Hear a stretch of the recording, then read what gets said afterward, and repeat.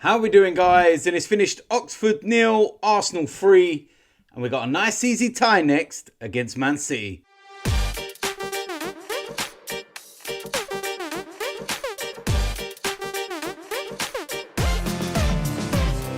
So, like I said, it's finished Oxford United 0, Arsenal 3.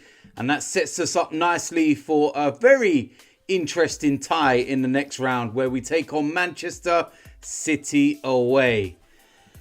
Yeah, that'd be a good one, wouldn't it? Two best teams in the Premier League right now. But as for this game, I said before when I looked at my preview that this could be a tricky game. And I tell you what, for 60 minutes, it was a tricky game. Now, you look at Oxford United, you think League One, 15th in the table and everything else. Should be easy, should be comfortable. In the end, it was. And we had to make some substitutions to get that. But it wasn't an easy game for 60 minutes. It was a traditional cup tie. It was not the greatest of pitches. The wind was swirling. And it was that old traditional FA Cup vibe. And I look at that and I think to myself, yeah, that could have been a bit of a sticky one. But having the strength in depth on the bench is what ultimately enabled us to control the game once we got that first goal. And what I will look at is the starting lineup. It's, still a strong starting lineup. It's not what, we normally see and whatnot, but it's an international side. There's the international players there. And you're looking at some of them before the game and you're thinking, right, let's see what this guy can do. Let's see what he can do. Let's, see what this person can do to knock on the door, in the Premier League and everything. And there's a lot of players at the moment that are not knocking on the door at all. The only door that they're knocking on is the one out of the club. And that is the harsh reality. Let's be honest with you. You're looking at Sambi Lokonga, for example. And every time I watch him, I just think there's nothing really there. He doesn't look interested. It just doesn't do it for me. I don't think he's going to make it at Arsenal. I think Mikel Arteta has been very vocal in, some of the things that Lokonga said earlier on in the season and whatnot. And every time he gets an opportunity, he just doesn't do anything. He doesn't, show anything as to why he should be, in contention. And, it's not that great. I'll tell you something as well. I love Kieran Tierney. But when he plays and Zinchenko plays, it's like chalk and cheese. In terms of the role that Mikel Arteta expects from the fullbacks, Zinchenko is outrageous. Kieran Tierney is a traditional left back. And they're completely uncomparable. And we look a different side when Zinchenko's playing. In terms of, more of a threat. Mohamed elneny does what he always does. Puts a solid 7 out of 10 display in. Gets himself a goal as well. Eddie Nketiah got himself a couple more goals. That's 4 goals in 4 games now. And I know some people will say it's Oxford United, but you've got to put the ball in the back of the net, and they were 2 very, very good finishes. Bukayo Saka went off injured, and that's a worry. I think it may well be precautionary, and Emil Smith-Rowe got some minutes and everything. But what that does highlight is the lack of strength in depth that we have at the moment. That we have to play Martinelli, that we have to play Saka.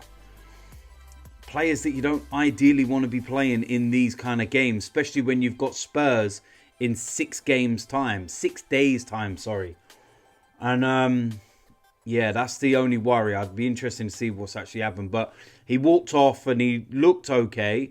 So hopefully it was just a little knock and, it's just a precautionary thing.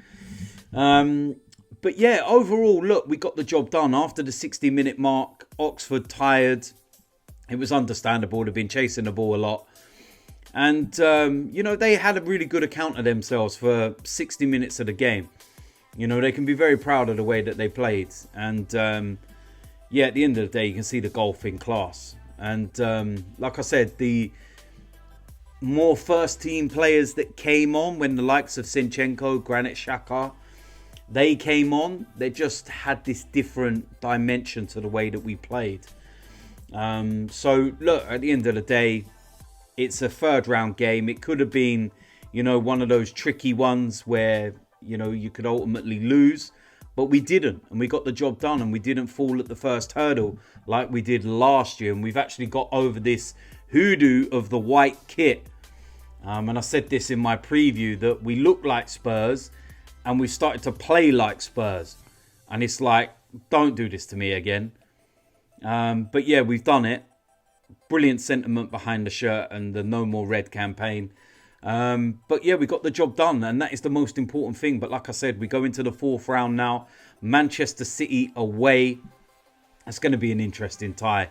Manchester City will rest players, and I say rest loosely, because when you look at their starting 11, when they, you know, change things a bit, it's a joke. Look at their starting 11 against Chelsea in the last round, and you had the likes of Haaland, De Bruyne, etc. all sat on the bench, and you're just sitting there like, oh my word. So I look at this game and I'm thinking to myself that Guardiola and Arteta are probably thinking they could have done without this game against each other. They would most, you know, likely have liked, you know, these kind of games like Arsenal had tonight against lesser opposition, where you could give some more youngsters minutes and it wouldn't be as intense and, you know, as heated as what this game could possibly be. And right now, like I said earlier on, it's the two best teams in the Premier League. And that's a fact, whether you like it or not. So yeah, it's going to be an interesting tie. And we will wait and see what happens. And, you know, I think we're going to have to put a stronger side out, that's for sure. But, you know, going into these games as well, you've got the Europa League going to be starting up very soon as well. Manchester City, of course, will be concentrating on the Champions League. And then, of course, we've got the Premier League and where we'll be sitting at that time in question. But, yeah, it's going to be a very interesting tie, that's for sure. And, yeah, I don't know. It's one of them ones. If it was at the Emirates, I would kind of look at that and think, yeah, our record in recent years anyway has been abysmal at the Etihad. And we always concede a lot of goals. But I'm hoping this is very much a different Arsenal right now. But I think if you said to any Arsenal fan that you can go and win the Premier League game at the Etihad in February, or you can, you know, win the FA Cup game, you know, only one of them. You lose one, you win one. Every Arsenal fan would take 3 points in the Premier League at the Etihad all day long. So, yeah, like I said, it's going to be an interesting one. We got the job done tonight. It could have been a sticky one. It could have been one of those where, you know, you come unstuck, but we didn't. Professional performance, made it tough at times, but ultimately we got over the line and it looked very comfortable in the end. And yeah, we can go and concentrate now on the North London derby against Spurs, 6 days time. Now, there will be a player ratings tomorrow for this game. There will be the preview to the Spurs game. You don't want to miss that one because you know how hyped I get for the North London derby. There will be a watch along for that game, and it's going to be an interesting one. And then, of course, there'll be the, you know, previews and player ratings and everything else. You know how it works. So if you're new around here, make sure you hit the subscribe button, smash a like on this video, and I will see you lot soon. I'm out of here.